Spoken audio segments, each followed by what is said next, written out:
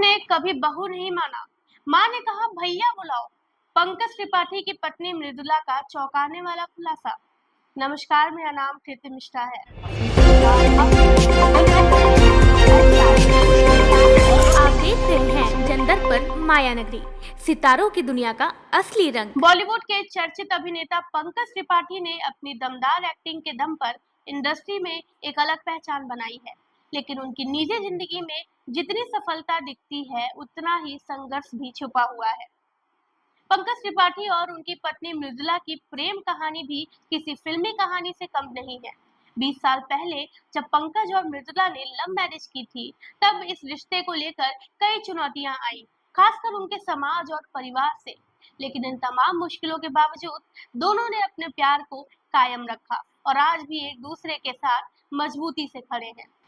हाल ही में मृदुला ने एक इंटरव्यू में अपनी जिंदगी के कई अनछुए पहलुओं पर बात की। उन्होंने बताया कि उनकी सास ने आज तक उन्हें बहू के रूप में पूरी तरह स्वीकार नहीं किया है। ये बात शायद सुनने में अजीब लगे, लेकिन मृदुला ने इस स्थिति को हमेशा सकारात्मक रूप से लिया। उन्होंने याद किया कि जब उनकी माँ को उनके और पंकज के रिश्ते का पता चला तो उन्होंने मृदुला से कहा कि वो पंकज को भैया कहकर बुलाए। हालांकि मृदुला ने अपनी मां की इस बात को हल्के में लेते हुए पंकज को पंकज जी कहना शुरू कर दिया। आज मजाक में वो कहती हैं कि अब वो पंकज को सिर्फ पति कहकर पुकारती हैं। मृदुला ने इंटरव्यू में अपनी शादी के शुरुआती दिनों की चुनौतियों पर भी रोशनी डाली। उन्होंने बताया कि शादी के बाद काफी समय तक वो घर का खर्चा खुद उठाती थी, क्योंकि उस समय पंकज त्रिपाठी का एक्टिंग करियर अपने शुरुआती दौर पर था। इस दौरान उन्होंने अपनी जिम्मेदारियों को पूरी ईमानदारी से निभाया। मृदुला के मुताबिक उनकी शादी में सबसे बड़ी चुनौती उनके परिवार की जातिगत परंपराएं थी।